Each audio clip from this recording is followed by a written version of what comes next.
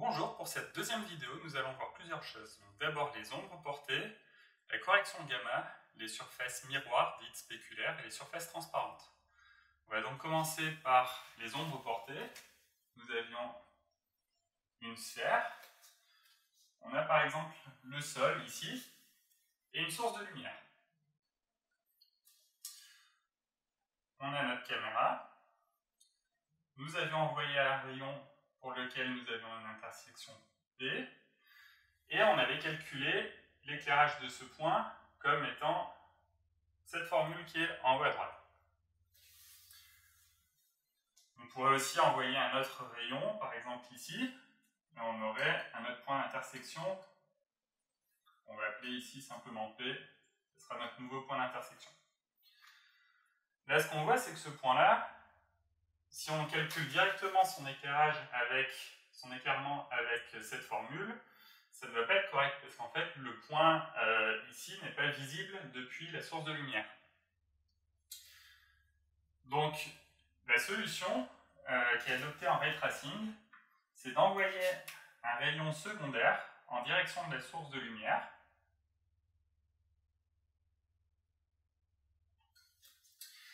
et de voir s'il y a des intersections.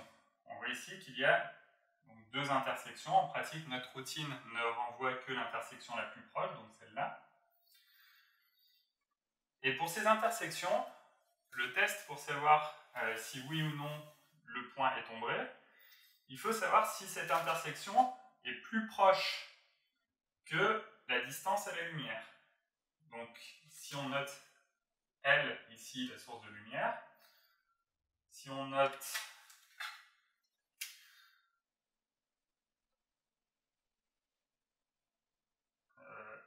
D, cette distance-ci qu'on avait au dénominateur, et si on note, on va dire S, cette distance-ci, le point est à l'ombre si S est plus petit que D.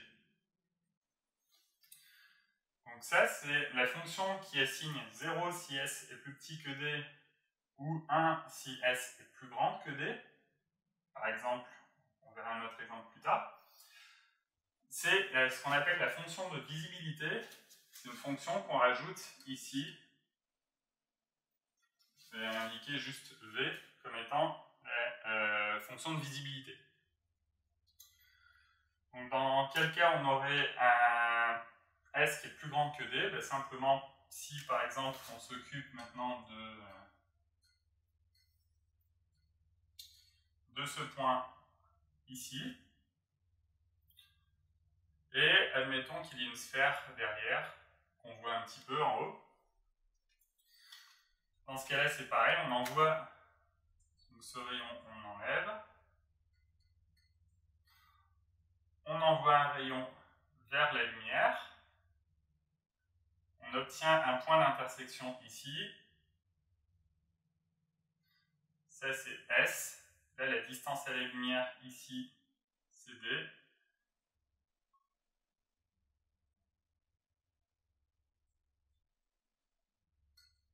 Et donc, on a bien ici S plus grand que D. Donc là, dans ce cas-là, le point n'est pas ombré et il est éclairé normalement. Donc c'est un terme multiplicatif qui vaut 1 ou 0 si le point est un nombre ou non. On va pouvoir implémenter ça maintenant. On va maintenant gérer les ombres portées. Pour ça, on va envoyer un rayon secondaire depuis le point d'intersection qu'on avait trouvé et en direction de la lumière. On va regarder s'il y a des intersections entre ce rayon et la scène. S'il y a des intersections, on va regarder si l'intersection trouvée est plus proche de P, ou bien si c'est la sphère, si c'est la lumière qui est plus proche de P. Donc en fonction de ça, on mettra un point noir ou un pixel coloré normalement. Donc s'il y avait une intersection primaire, on renvoie un nouveau rayon vers la lumière. Donc on va créer un rayon dont l'origine c'est le point d'intersection qu'on avait, P, et vers la lumière, donc le vecteur directeur, ça va être la position de la lumière moins P, le tout qu'on normalise pour avoir un vecteur unitaire.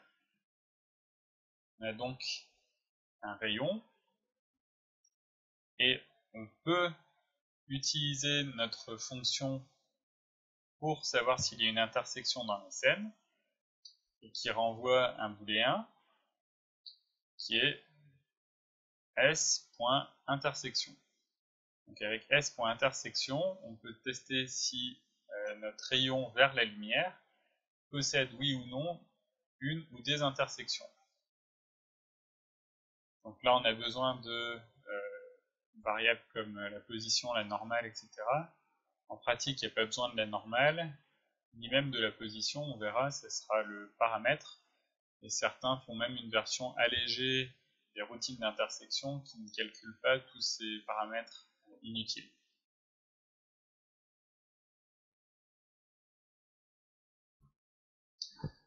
Donc à partir de là, on se demande s'il y a une intersection, et s'il y a une intersection avec un objet de la scène, il faut regarder si cette intersection est plus proche du point P que ne l'est la lumière du point P. Et dans ce cas-là, ça voudrait dire qu'il y a une ombre. Donc s'il y a une intersection et que la distance au point d'intersection, donc c'est le paramètre T, donc en l'occurrence c'était, on va l'appeler T-light, et on va le renvoyer, on verra ça après. Et si ce paramètre T est plus petit que la distance à la lumière,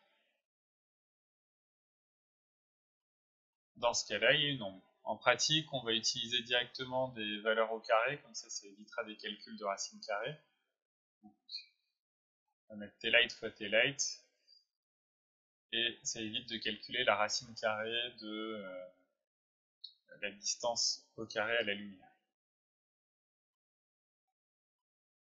Donc la distance au carré à la lumière, déjà c'est facile à calculer, c'est cette fonction-là qu'on a déjà utilisée pour le calcul de l'éclairage. C'est la position de la lumière moins P point la norme au carré. Il nous faut aussi T-light, donc la distance entre le point d'intersection qu'on vient de trouver et P.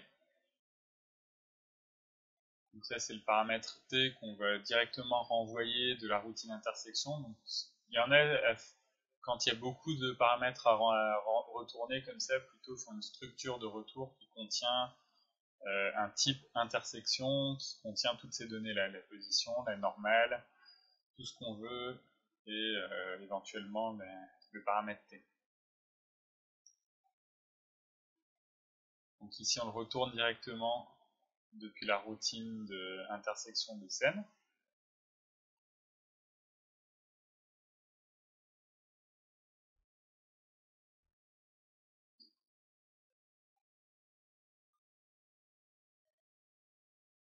Donc, voilà un paramètre à rajouter ici.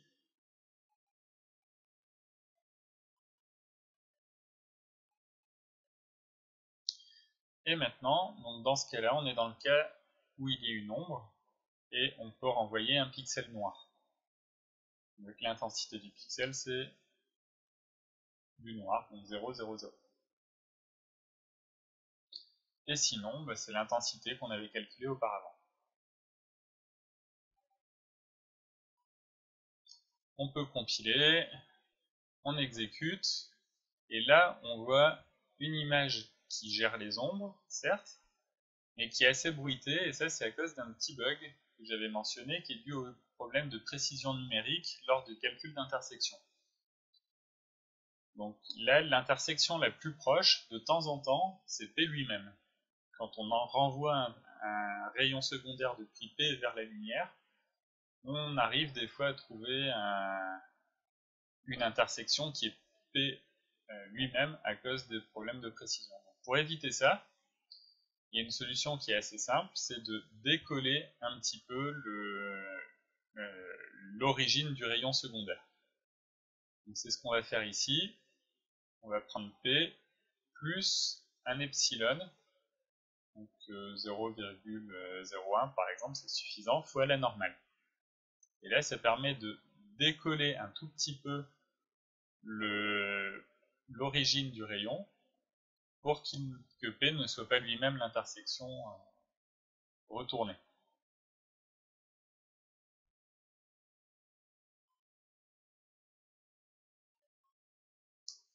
Donc là, on peut recompiler, on exécute, et l'image, c'est une image correcte.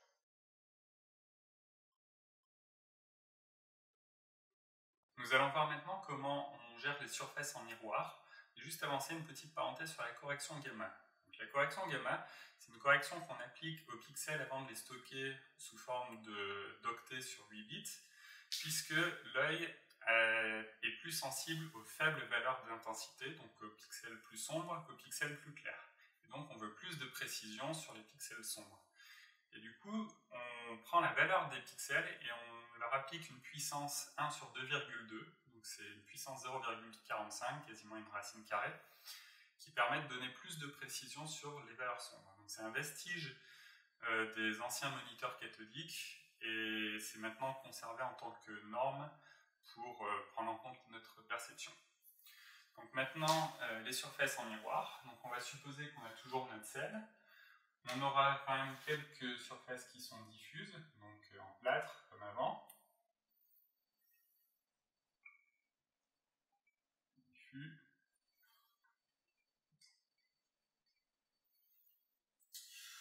On va enlever cette sphère-là, on va la mettre un peu ailleurs. Cette sphère est maintenant un miroir. On va avoir une autre sphère en miroir ici aussi. On aura une autre source de lumière, par exemple ici. Et on aimerait faire le rendu de cette scène. Donc maintenant, lorsqu'un rayon part de la caméra et va arriver sur cette surface, ce pixel, ce point-là, ne va pas directement recevoir de la lumière depuis la lumière, elle, ici. Il se trouve que c'est un chemin qui va être simplement réfléchi et ce qui va être aperçu ici, c'est la couleur de ce point ici qui tombe sur la surface diffuse. Donc pour calculer la couleur de la surface diffuse, ben c'est exactement la formule qu'il y avait avant, c'est-à-dire cette formule-là, puisque c'est une surface diffuse, c'est l'albédo sur pi éventuellement, fois l'intensité de la lumière, le produit scalaire à cette normale ici, divisé par la distance au carré. Donc en faisant ça, on reflète la valeur qui est calculée en ce point-là. Donc c'est comme si on avait relancé un ray tracing, mais au lieu d'avoir fait démarrer le rayon depuis la caméra en direction de la sphère ici, c'est comme si à la place on avait fait un ray tracing en envoyant un rayon depuis ici, ce point d'intersection ici, vers une direction miroir. Qu'est-ce que la direction miroir? C'est une direction telle que, donc là, on prend la normale, et l'angle ici, c'est le même que l'angle ici. Là, il se trouve qu'on est directement atterri sur une surface diffuse. On aurait pu, à la place, atterrir sur une autre surface en miroir. À la place,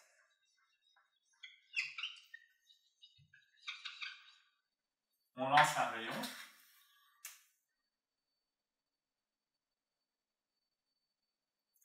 Ici, on calcule la normale au point d'intersection.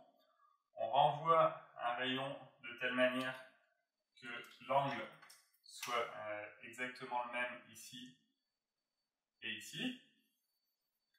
Et il se trouve qu'on est encore tombé sur une surface en miroir. Qu'est-ce que ça veut dire? C'est qu'on est en train de voir le miroir d'un miroir. Du coup, arrivé ici, il faut renvoyer encore un autre rayon qui est dans une direction encore miroir. Et ici, on va encore tomber sur la surface ici qui est miroir, qui est aussi un miroir. Donc là, on avait la normale à ce point-là, on va l'appeler N', par exemple.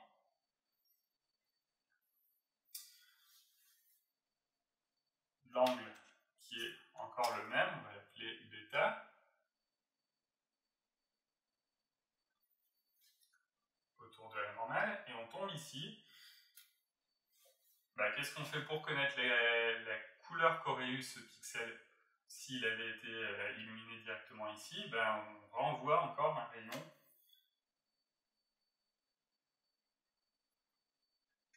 sachant que la normale ici c'est n secondes et qu'on a un angle gamma qui est le même des deux côtés. Et du coup, on est enfin à tomber sur une surface diffuse après 3 rebonds. Et vu qu'on est arrivé sur une surface diffuse, on peut enfin calculer la valeur de la couleur de cet endroit-là en utilisant la formule qui est donnée ici. Donc en utilisant le ρ, donc l'albédo de cette sphère-là, divisé par pi fois l'intensité de la lumière fois le produit scalaire sur la distance au carré entre ce point-là et la lumière qui est tout au loin ici. Il y a aussi maintenant le terme de visibilité qu'on a rajouté quand on a voulu gérer les ombres. Donc, puisque ici, le chemin ici entre la lumière et ce point-là a été obstrué par cette surface-là, il se trouve que le pixel ici sera noir.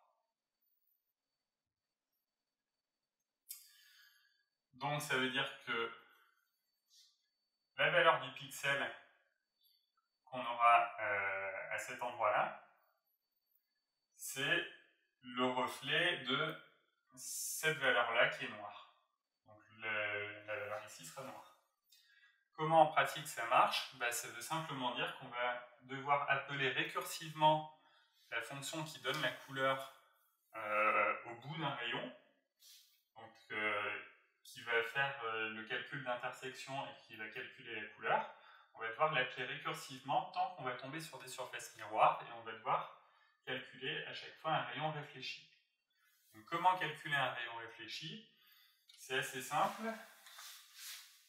Il suffit de faire un petit dessin. Donc, étant donné une surface ici, qui est une normale n, on a un rayon incident ici. On va l'appeler I pour incident. Et on se demande quel est le rayon réfléchi, comment exprimer R, le rayon réfléchi, sachant que l'angle ici et ici est le même. En fait, c'est simple, ce R, on peut le mettre à cet endroit-là, ce vecteur-là, c'est pareil, c'est le même. Et on s'aperçoit que si on enlève la composante normale de I une fois, donc enlever une composante normale, c'est enlever le produit scalaire, c'est prendre I moins le produit scalaire entre I et la normale, fois n. Donc ça enlève sa composante normale, ça nous donnerait un vecteur donc sans la composante normale qu'avec la composante tangentielle. Et si on l'enlève une deuxième fois, on a bien un vecteur réfléchi ici. Donc ici, il y a un x2. Et ça, c'est simplement R égale le rayon incident, moins 2 fois le produit scalaire entre I et la normale, fois la normale. Ça nous donne directement le rayon réfléchi. Donc on va pouvoir programmer ça de suite. On va pouvoir maintenant gérer la correction gamma. Donc la correction gamma, c'est cette puissance 1 sur 2,2 qu'on applique à l'intensité des pixels, juste avant de les sauver, mais à l'intérieur du min et du max. On va pas le faire après avoir clampé les valeurs. Donc c'est ici qu'on rajoute un stdPow de intensité du pixel 1 sur 2,2 ou 0,45 en rouge, vert et bleu.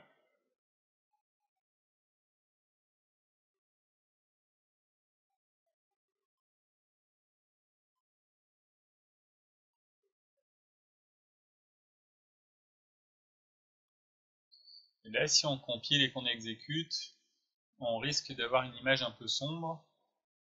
Voilà, puisque ça influe du coup sur l'intensité de la lumière. Donc on va déjà mettre une intensité 100 fois plus grande. On teste.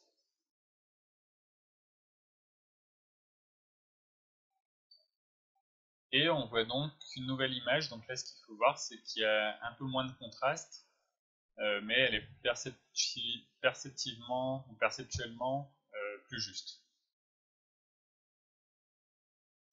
On va maintenant gérer les surfaces en miroir, les surfaces spéculaires. Et pour ça, on va devoir faire une fonction récursive. Donc la fonction qui gère la couleur des pixels, on va la rendre récursive. Donc on va extraire le bloc qui calcule l'intensité du pixel pour en faire une fonction récursive.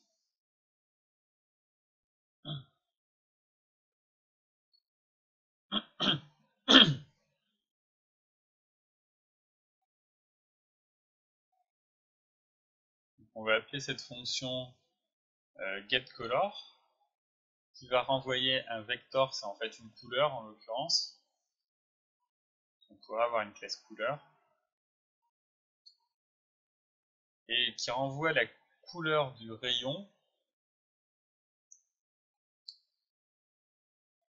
Donc, la couleur du pixel qui aurait été obtenue en envoyant un rayon R dans la scène S.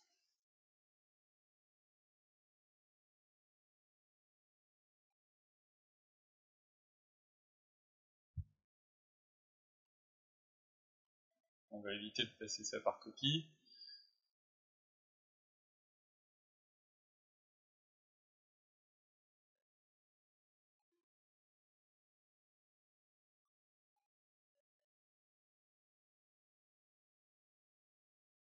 Il y a un const manquant.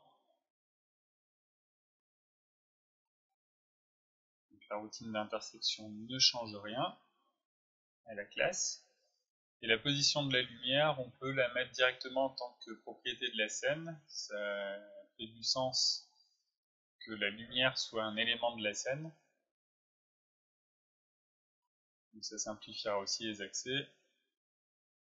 Donc une scène maintenant c'est un ensemble de sphères et la lumière, la position et l'intensité.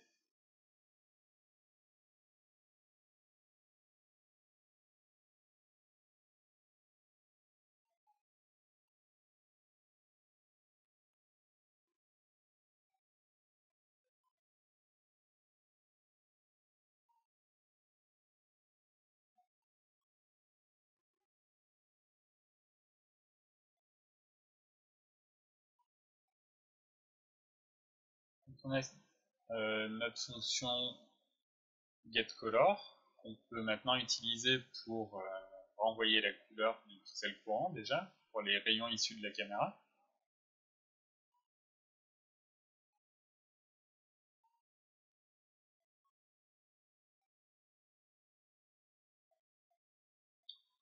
On va retourner la couleur, l'intensité.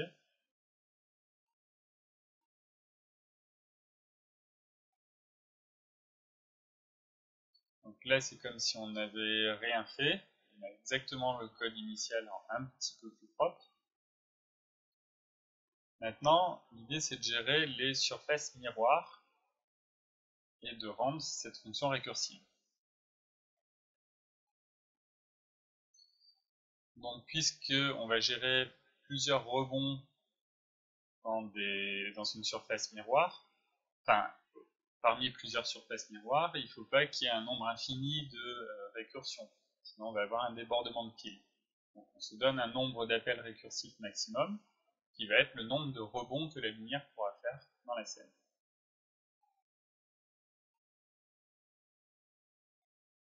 C'est-à-dire qu'au plus, on peut faire, par exemple, 5 rebonds. Au-delà de 5, on va se dire, par exemple, que le pixel sera noir.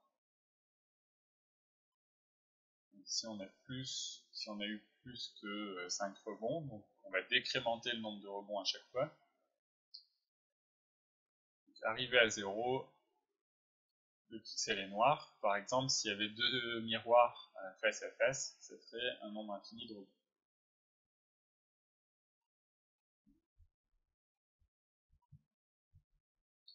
Ensuite, on va rajouter une propriété aux sphères pour savoir si la sphère est un miroir ou pas.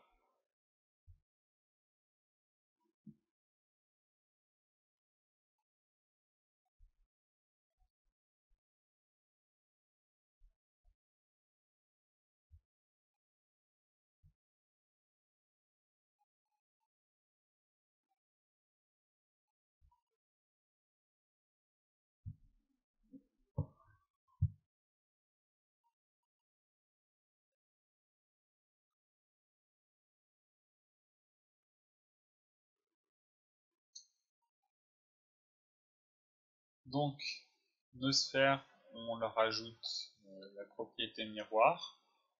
La première sphère, la sphère centrale, on la met miroir, et les autres, on va mettre un paramètre par défaut. Le miroir, par défaut, c'est false.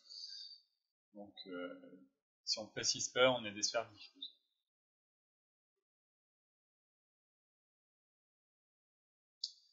Maintenant, on va pouvoir gérer les miroirs dans notre fonction getColor. Donc, on peut tester si la sphère intersectée est un miroir ou non. Donc, if s.spheres de le sphere ID est un miroir, dans ce cas-là, utilisez la récursion.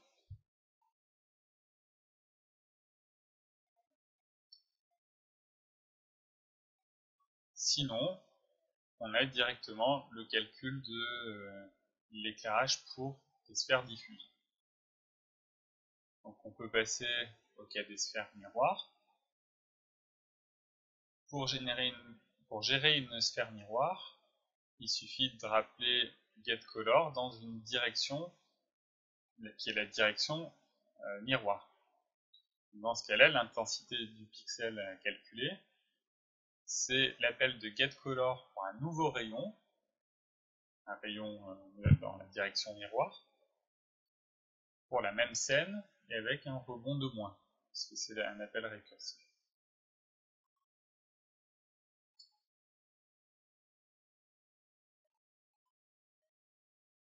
Donc on génère le rayon miroir en partant depuis le point P. Alors il y aura exactement le même problème que pour les ombres, à savoir ces problèmes de précision numérique. On va faire exactement la même chose, à savoir décoller un petit peu le point de la surface.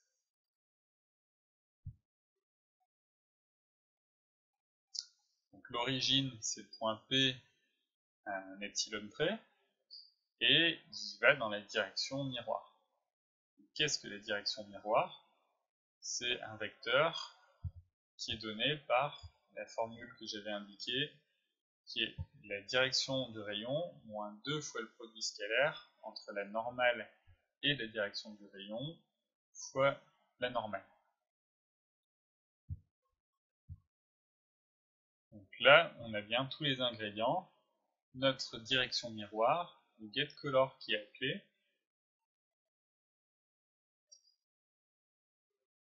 et on peut donc compiler, lancer le programme. Alors, il manque des consts, pareil pour l'intersection.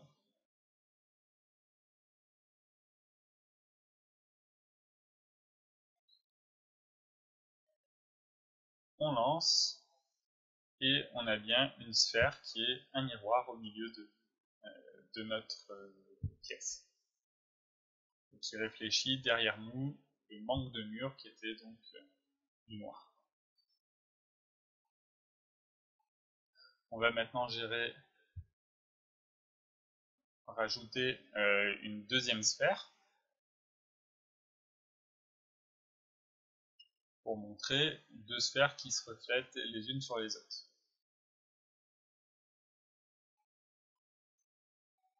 On met deux sphères qui sont un peu plus petites, une à gauche, une à droite.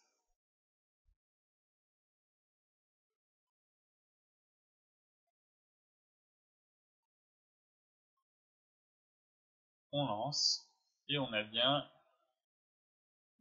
sur le côté, il devrait y avoir un nombre infini de sphères qui se réfléchissent l'une sur l'autre. Donc un nombre infini de réflexions, mais grâce aux critères pour stopper la récursion, on n'a pas ce problème-là. Nous allons voir maintenant comment gérer des surfaces transparentes. On aura donc une sphère ici qui va réfracter la lumière, c'est-à-dire que quand on aura un rayon qui va arriver, avec une normale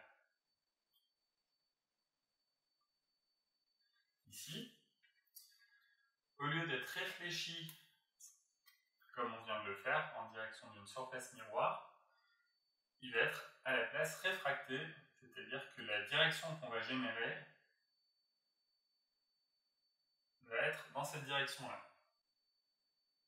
dans la direction réfractée. Donc c'est exactement le même principe, on aura toujours de la récursion, les mêmes critères d'arrêt, et maintenant le problème ça va être comment générer un rayon réfracté. Donc, tant qu'un rayon arrive sur une surface soit miroir, soit transparente, la récursion va continuer, et si c'est une surface transparente, on devra appliquer la formule du rayon réfracté. Donc le rayon réfracté, on le calcule comment? Maintenant, c'est la loi de Snell-Descartes.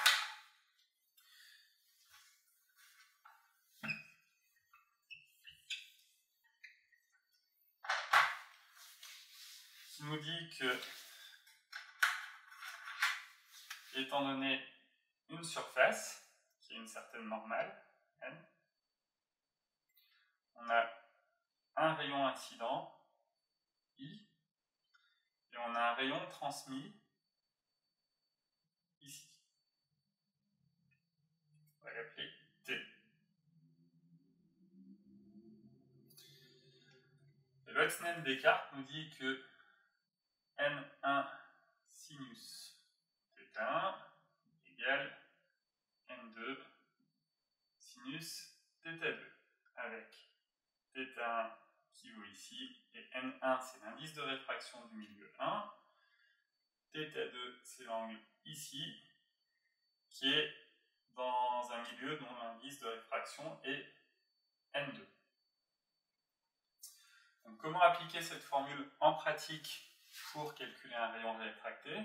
Il suffit déjà de voir qu'on a des rayons qui sont unitaires. Comme les rayons sont unitaires, on voit que le sinus θ1, c'est simplement la composante tangentielle de I1. Donc ça, c'est le sinus θ1, puisque sinus, c'est le côté opposé sur sur l'hypoténuse. Comme l'hypoténuse vaut 1, puisque ce sont des rayons unitaires, c'est donc simplement le côté opposé de l'angle θ1. Donc, ça c'est sinus θ1. Ça, la distance ici, c'est donc sinus θ2. Et tout ce que nous dit la loi de Snell-Descartes, c'est que le sinus θ2 ici, c'est N1 sur N2 sinus θ1. Donc on va plus ou moins agrandir ou rétrécir cette distance-là à cet endroit-là. Donc supposons qu'ici ça soit de l'air, par exemple, on va dire que c'est 1, et ici on va dire du verre, on va dire 1,3 par exemple. Dans ce cas-là, on a le sinus θ2 qui vaut N1 sur N2 qui sera plus petit que 1, donc on aura donc un angle qui sera plus proche de la normale. Donc en pratique, on peut écrire T comme étant une partie tangentielle plus une partie normale. Donc la partie tangentielle, c'est la partie qui est facile à obtenir. Pour obtenir la partie tangentielle, ça va être n1 sur n2 fois la partie tangentielle du rayon initial. Donc la partie tangentielle, donc on va l'appeler I tangentielle. Et I tangentielle, donc ça fait n1 sur n2, c'est simplement I moins sa composante normale. I moins le produit scalaire entre I et la normale fois la normale.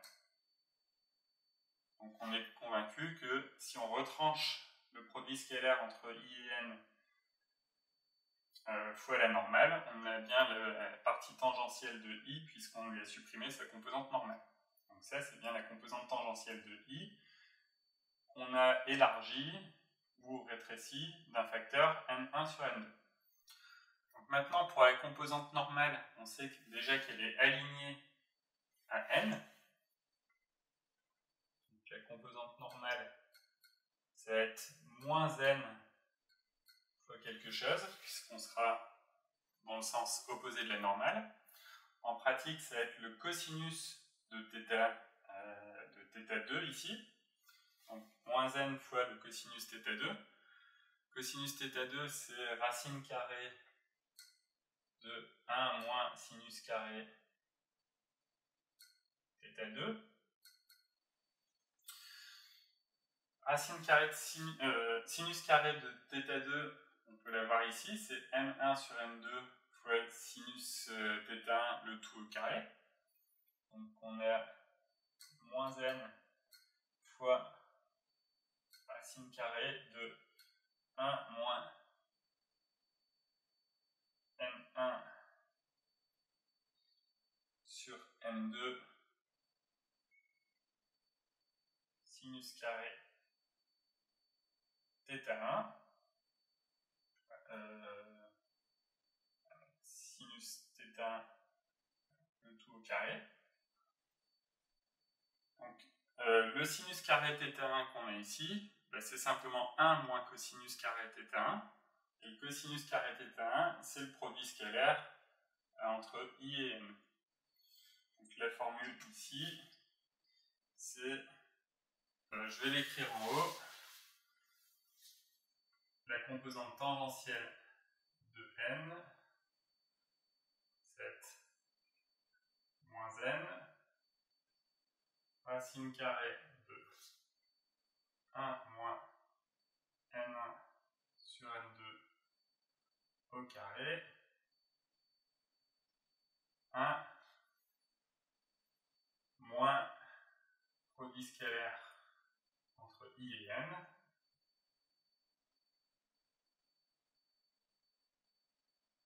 au carré.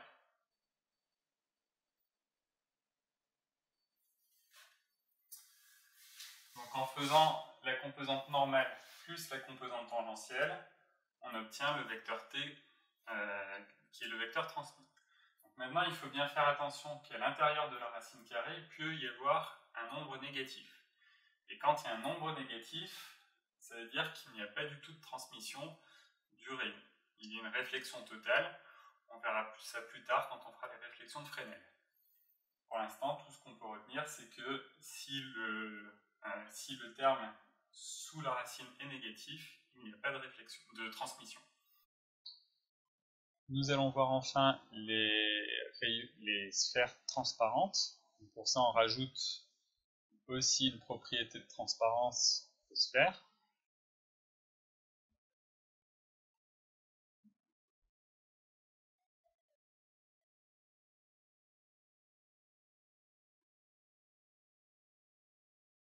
Toujours un booléen.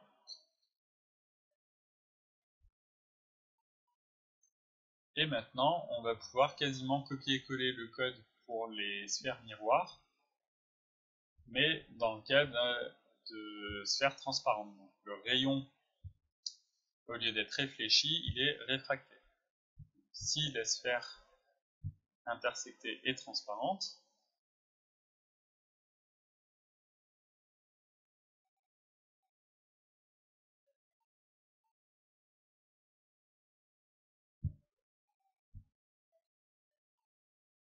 dans ce cas-là, on génère un nouveau rayon.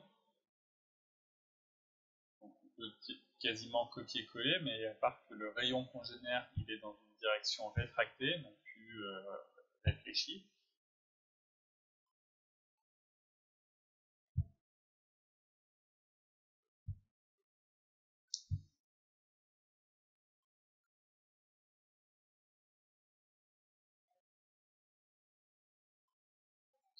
Et là maintenant, pour la formule de la direction réfractée, on va pouvoir réutiliser celle qu'il y avait sur le tableau. Donc pour cela, on va définir un indice de réfraction pour la sphère. Donc on va utiliser une sphère qui est en glace par exemple. Donc un indice de réfraction de 1,3. On pourrait utiliser du verre par exemple, 1,4 ou 1,5. Et par contre, il va falloir faire attention. Donc, pour l'air, ça va être 1. Pour la sphère, ça va être 1,3. Et là, il va falloir faire attention au cas où le rayon rentre à l'intérieur de la sphère ou s'il en ressort. Puisque s'il en ressort, N1 et N2 vont être inversés. Et la normale va aussi être inversée. Puisque on ira d'un milieu qui démarre à 1,3 et on sortira vers un milieu dont l'indice est 1. Donc les formules vont être un peu différentes. Donc pour tester si le rayon est en train de rentrer ou de sortir de la sphère, il suffit juste de tester le produit scalaire. Donc, si le produit scalaire entre le rayon, la direction du rayon et la normale est positif, c'est qu'on est en train de sortir de la sphère. Alors que s'il est négatif, on est en train de rentrer dans la sphère. Donc si ce produit scalaire est positif, c'est qu'on sort, et dans ce cas-là, on va inverser le rôle de N1 et N2. Donc N1 il vaudra 1,3 et N2 il vaudra 1. Et on va aussi inverser le signe de la normale. On va prendre moins N. Puisque la formule, on a vu, n'est valable que dans le cas où la normale est dirigée vers le premier milieu, non pas vers le deuxième. Donc on va définir une normale qui sera utilisée pour la transparence, qui par défaut ce sera n, mais qui vaudra éventuellement moins n si on sort de la sphère.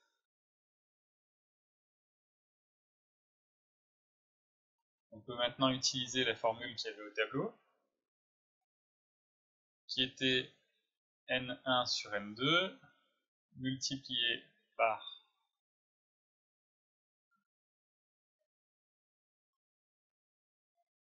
la direction moins le produit scalaire entre la direction et la normale.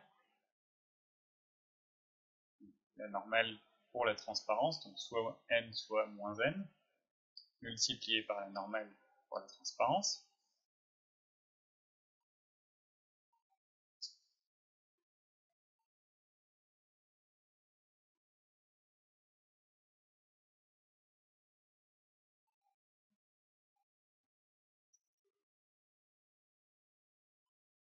Donc ça c'était la composante tangentielle, et maintenant pour la composante normale, il faut faire moins normale pour la transparence, donc moins n, fois racine carrée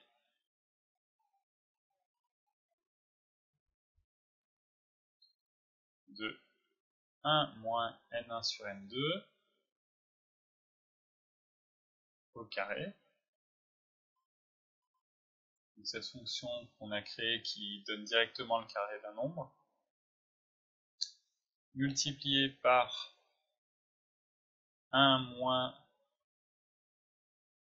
le produit scalaire au carré encore entre la normale et la direction, le rayon. On ferme toutes les parenthèses.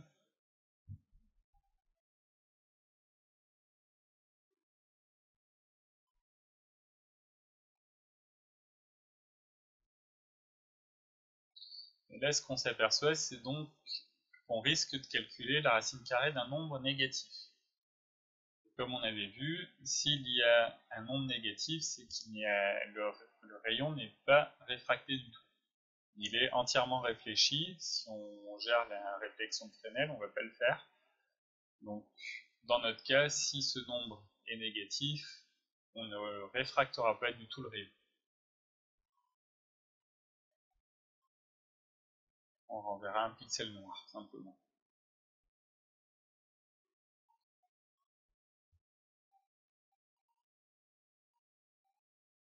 Donc, on réfracte le rayon que si le radical est positif. Enfin, ce qu'il y a sous la racine est positif.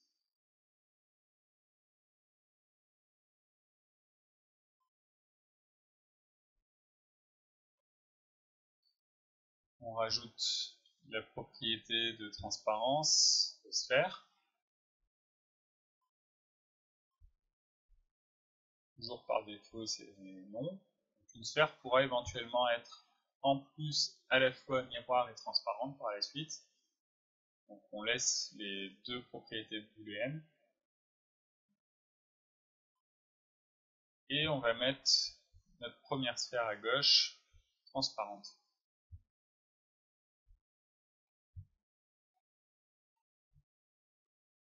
Il faut faire aussi attention quand on décolle le rayon, l'origine du rayon, ce coup-ci, on veut le décoller non pas vers l'extérieur de la sphère, mais vers l'intérieur, ou au moins